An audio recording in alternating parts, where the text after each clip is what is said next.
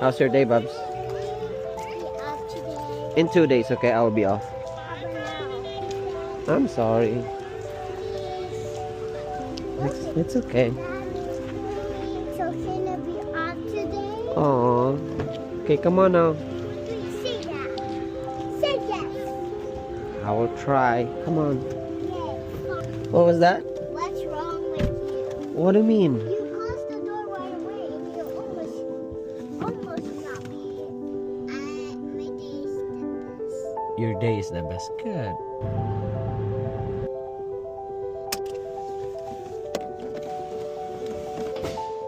Come on, Mama. I got the water bottle.